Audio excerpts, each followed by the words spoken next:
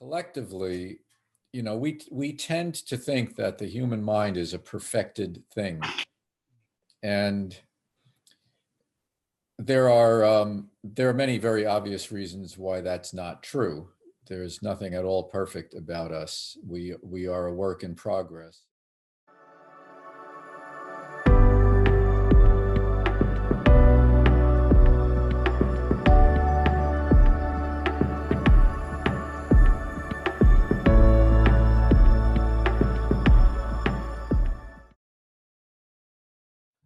So thank you. I'm talking today with Carl Safina. And Carl, you're a New Yorker? Yes. Yeah, I thought I recognized that lilt, shall we say. It's not Yes, an I've heard it. I've heard it called the bridge and tunnel accent recently. yeah. And I want to say my deepest appreciation from the bottom of my heart for the work that you do. Uh, That's exceptionally kind. Thank you. the framing on that earlier TED talk, do they love us? Do we love them enough to give them space to live? Mhm. You're an incredibly skilled communicator for the rest of Oh, the, thank you. Thank you. and I wanted, if I could focus on something, this is not an interview. I don't do interviews, I do conversations. Okay. So I wanted, if we could converse a little bit about how you seeing us dig our way out of this morass that we've created. Now, the way I've ideated it in my own head, and this came out of my work in the climate crisis for years, until I finally realized that the UNFCCC is, they may be honestly trying to solve the problem, but the nations that are negotiating are not. Yeah. They're disingenuous. You don't try something for 25 years and make no progress, right? If it were, That takes effort. It takes effort to make no progress in 25 years. it takes effort to obfuscate, to make Yes. the public think you're trying to make progress. Yeah. And it takes allowing the fox to guard the hen house. So Exxon and Chevron are invited in as sponsors of the climate talks. Right.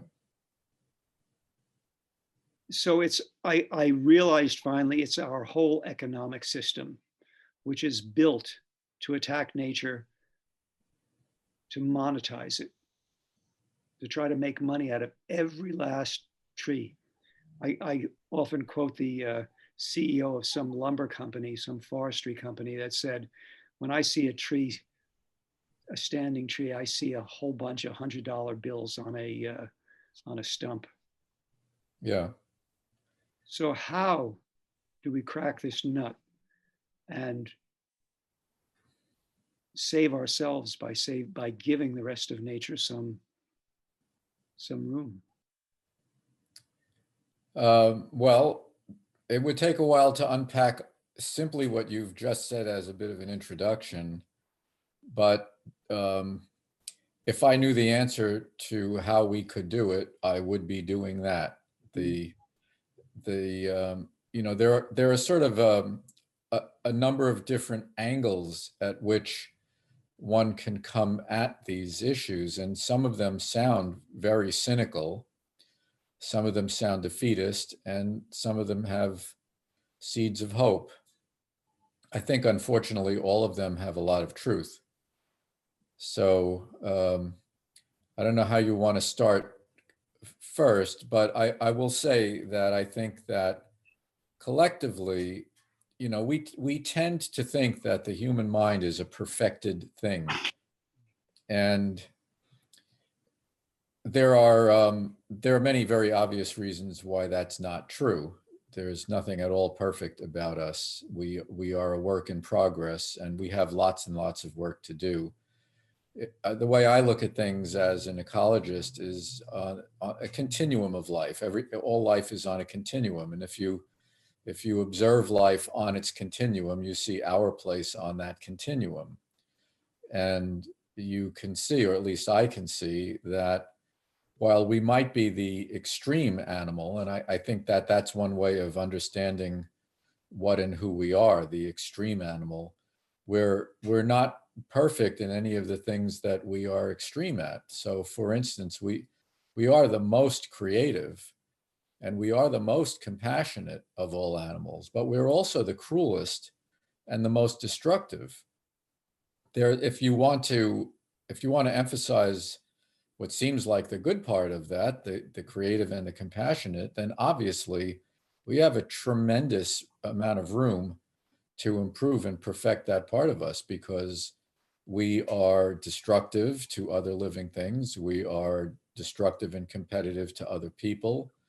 We are cruel to people who hold beliefs that are different than ours, whether they are cultural beliefs, ethnic differences, um, economic differences. Yeah. My most recent book is about culture, and the most interesting thing about culture on the idea of this continuum is that not all animals have culture, but for all animals that do have culture, and what culture is, we tend to think of culture as material things. Mhm. We think that it is, music and dance and arts and technology.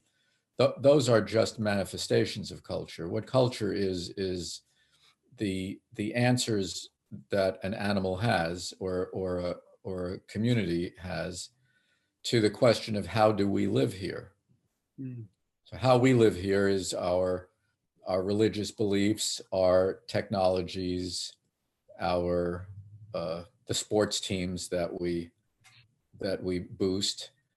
That's how we live here. And the thing that you see, Political rivalries.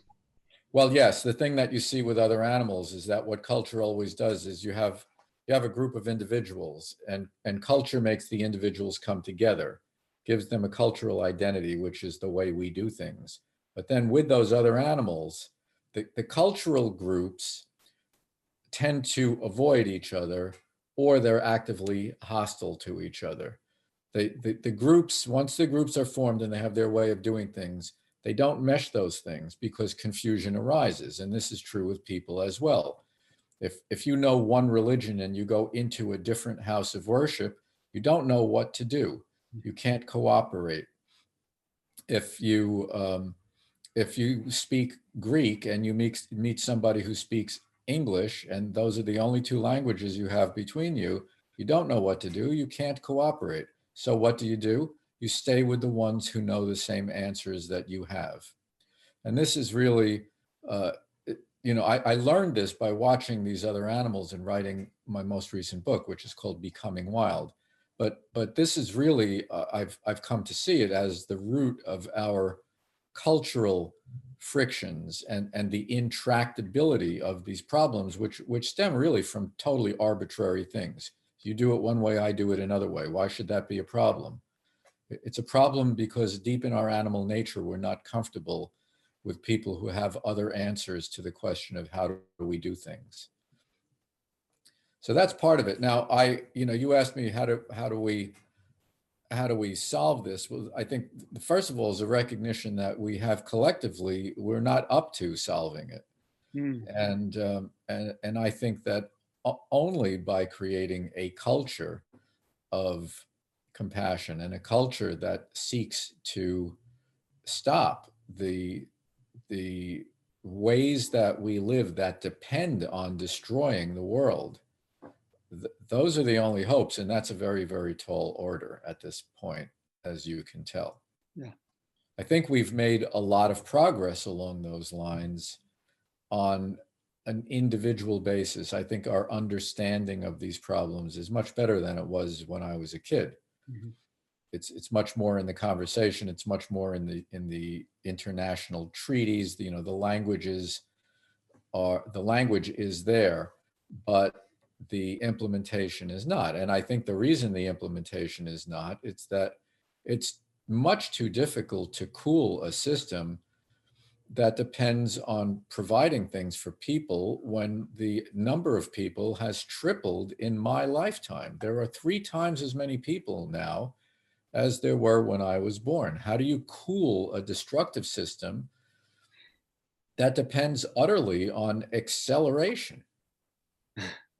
That I think is the problem. So I think the hope is that when the human population finally plateaus and hopefully begins a slow and smooth descent to something that the world could bear, that we will be able to take what is left and create something that is beautiful and sustainable and works for everybody.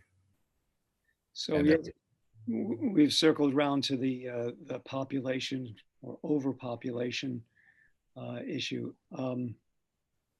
My understanding, gross understanding, is that it's said that the planet might support 3 billion of us sustainably, but we're at 7, on its way quickly towards 8 billion. So we're already in overshoot. yeah, Uh, well, sustainably depends on exactly what you want to sustain. You know, I would say more like 1 billion people probably, which is around the population that there was, say, in 1800, mhm, when a few people like Malthus started to see that there looked like there would be problems coming with human population numbers. He didn't live at a time when people extracted nearly as much per person mhm. as we do, in our kind of lifestyle. Yeah.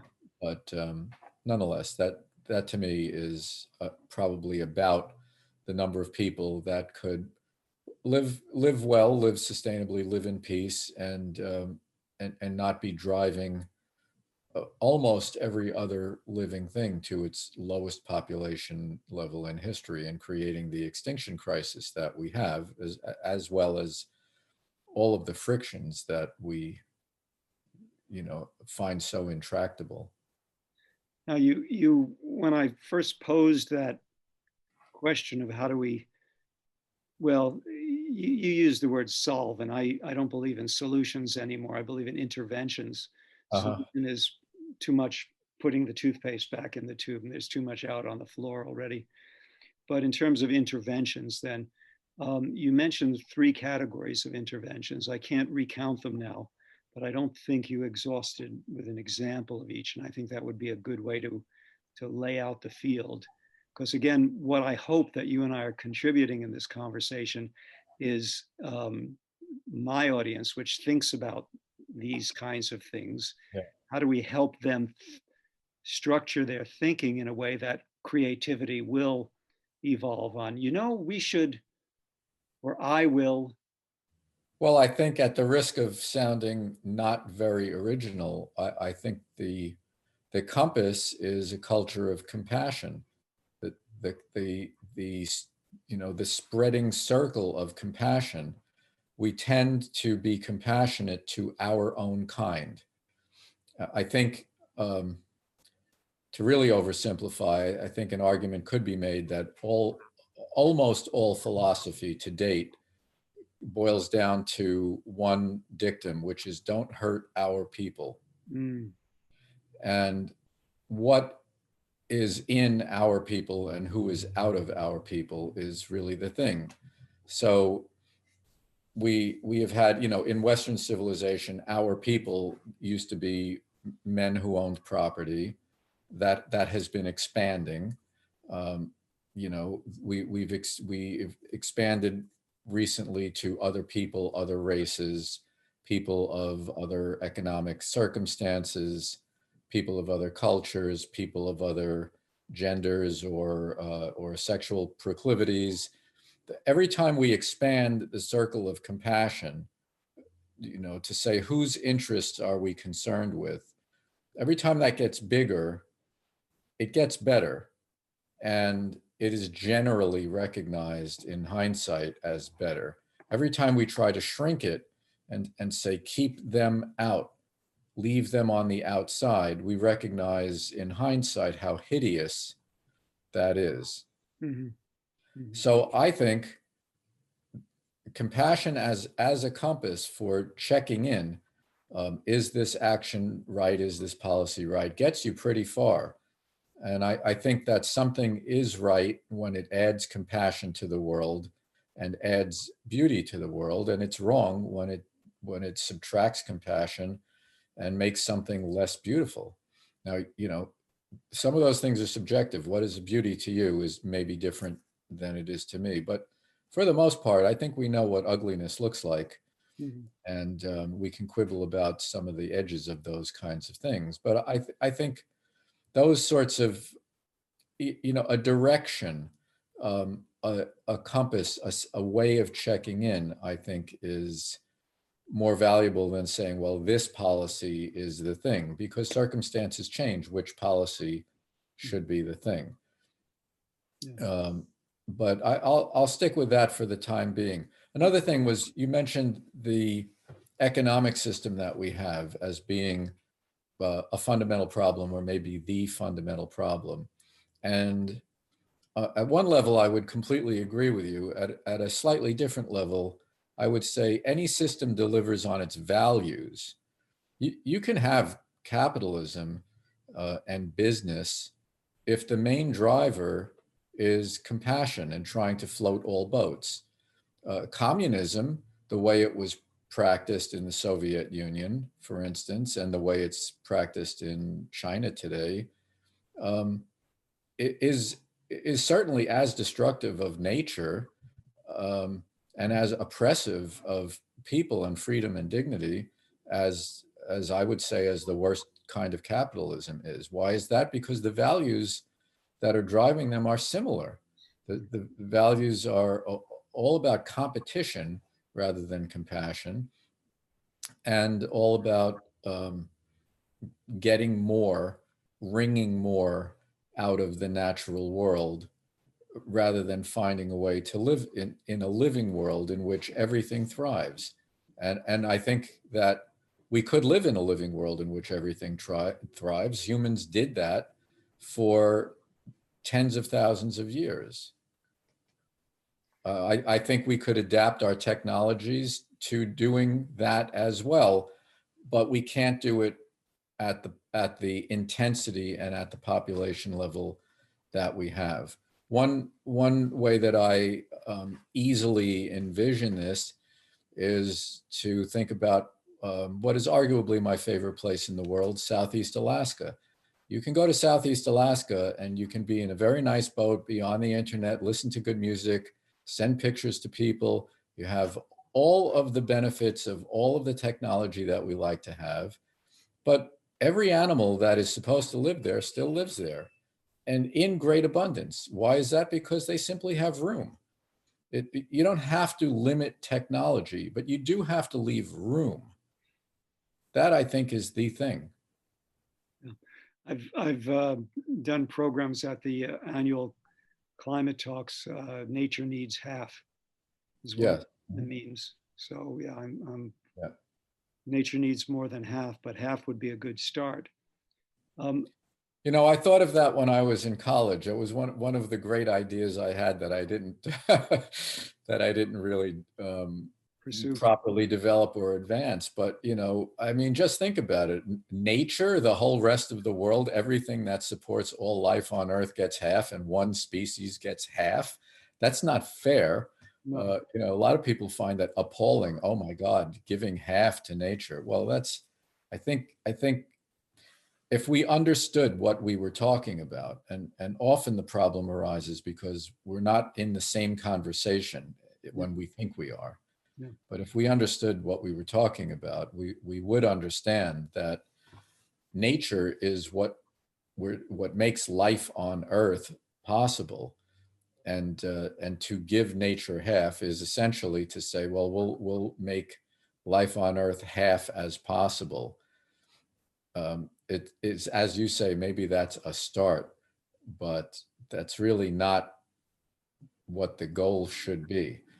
The goal should be that we let life proliferate and thrive, and we understand that we come from a deep past, a deep history in which the world has gone through many, many changes, but what has been preserved is the process of life. And what is the process of life? Well, first of all, it's all the non-living cycles, carbon cycle, the atmospheric composition, the water cycle, these things that can support what is alive. And secondly, it's the process of evolution by which life survives, adapts, and proliferates.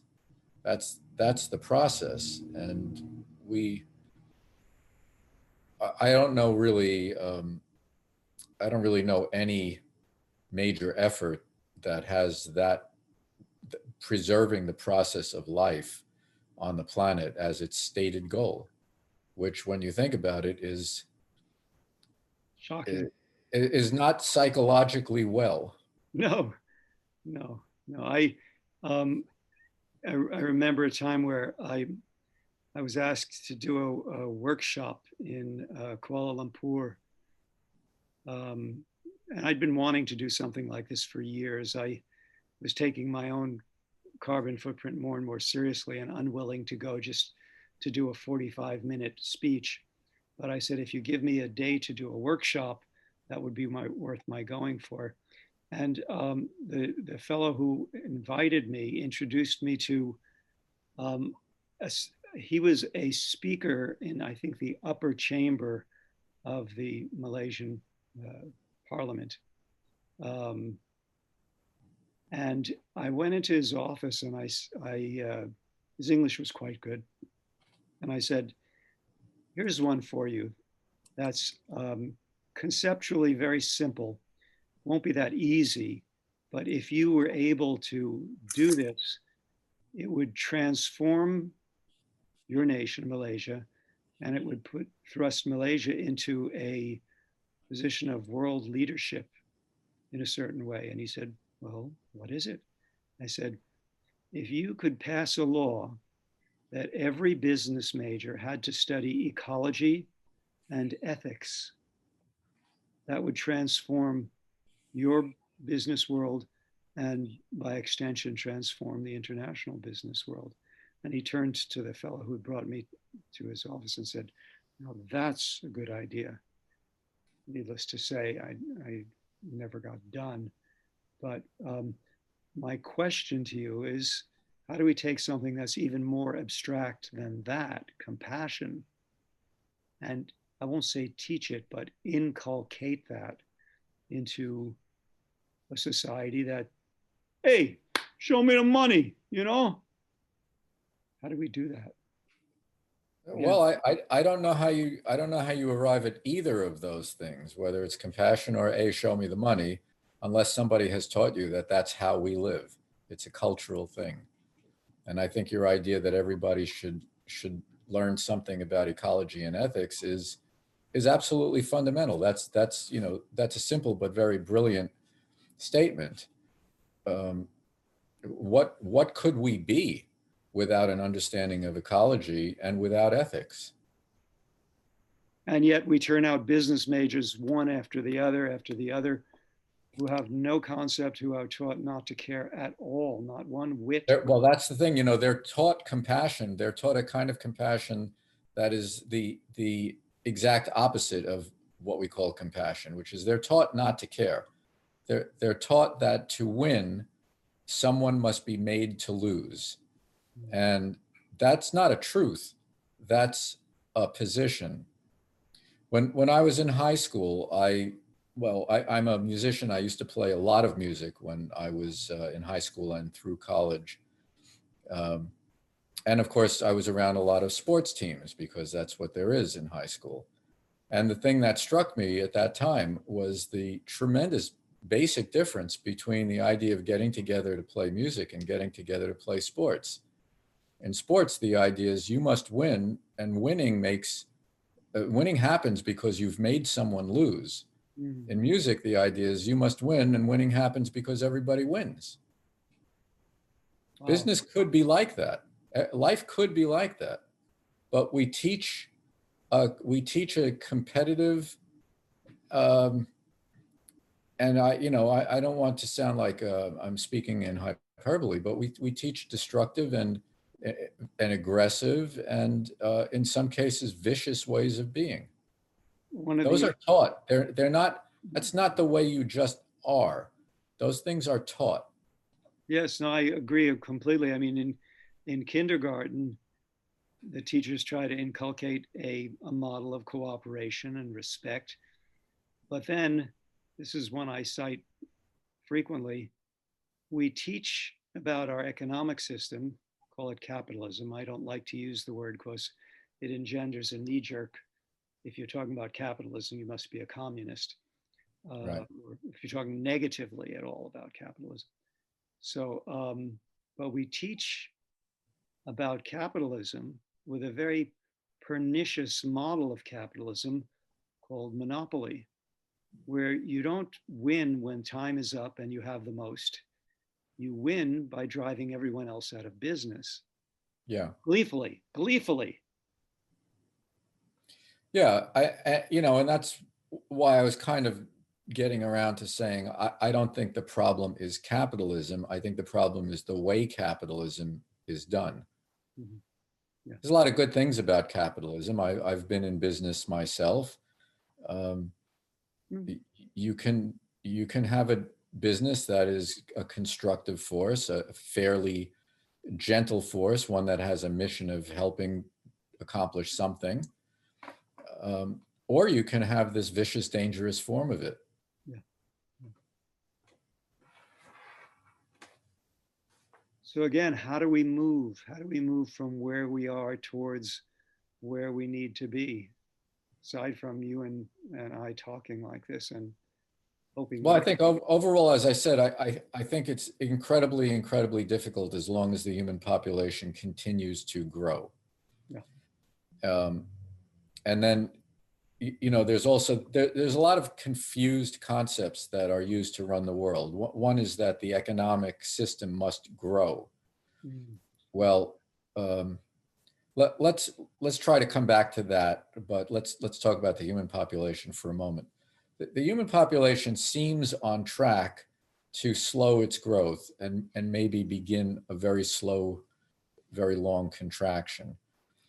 Um, if you look at the overall human population, you see that it's still growing a lot. But if you look at each country, you see that some countries are not growing at all. Some of them are actually declining slightly in population. And very, very generally, um, although there are exceptions, very generally, it has a lot to do with the the full citizenship for women. When women are full citizens and can own and inherit things, can get loans for businesses, um, have various kinds of authority, and can run for and hold office, the choices they make result very voluntarily in small families, because the secret of rich people is that small families give you bigger lives, and really large families make everything hard for everybody. Mm. So in that sense, the good news is that we seem to be on track well after our lifetimes, I guess, to have better conditions for more women, resulting in a slowing and then a decline of the human population trajectory, hurting no one in the process, done purely voluntarily by giving everyone what everyone wants, which is dignity and the ability to make their own choices. So that's, I would say, the good news. In a sense, I would say that's the best news I know. Mhm. Mhm. So you're actively involved now, mostly in writing or in lecturing. Yeah, mostly in writing and speaking. Yeah. And I was starting to say this confusion that exists there. We have a lot of confused conversations about very important things. One of them is that the economy must grow. Mm. And that's a pyramid scheme, really. The economy must grow to give more people more things. But to give a lot fewer people more things, you don't have to grow the economy. In fact, the economy could very comfortably shrink and shrink and shrink, while individually people could be doing quite well. And the other confusing thing is the idea that bigger is better, and that growth is the same thing as development and improvement. Yeah. Um, if you look at our bodily history, we had a period of growth, which is focused mostly on growth. And then we have had a period of improvement where we try to be better people. We learn more about what life is about. We acquire some wisdom without physically growing. What growth is it means to put more material into your system. That's growth. Improvement does not necessitate and often can only happen when you stop needing to put more material into the system. You can have better education, better hospitals, better health, better, better everything, better jobs without growing them or having more. If you're focused on growth and having more, you can't really focus on really improving things. And, what is the only other living thing for which growth is the entirety of its design? Cancer. Right. I know that personally. Yeah. Yeah. And it's destructive. It's destructive to what makes it possible. Its host platform. Yeah. Yeah. Yeah. I've seen the parallels in what I've got and what, in some regard, I feel like I've taken on my personal cancer in trying to help cure or address the cancer that society's got. Yeah. And Unfortunately, it's a very apt metaphor. yeah, yeah. It's very apt.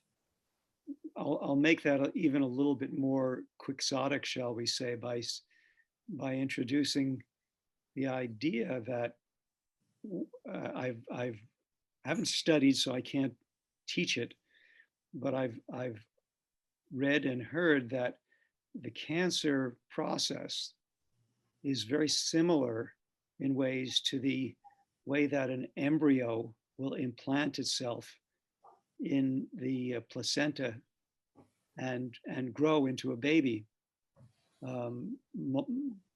initially with very rapid multiplication of cells, but it's the act of being able to implant. And because I believe that many of us who don't have cancer have cancerous cells floating around in our bodies, which are swept out with the trash regularly. But it's the rare one that implants itself, as would an embryo, and grows because it's found hypoxic conditions, anaerobic conditions.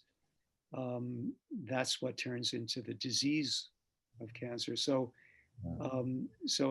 I bring that in because for such a destructive process to actually be an offshoot of what is genetically the procreative, the reproductive process, kind of gives one pause. Things go awry. Yeah, yeah. Have some food for thought in this year of change, 2021. Okay. Yeah. Thank you very much for speaking with me today. Oh, well, it's a great honor to speak with you, and I really appreciate your interest in what I have to say. Yeah. Okay. Take care. All right, Stuart, take care.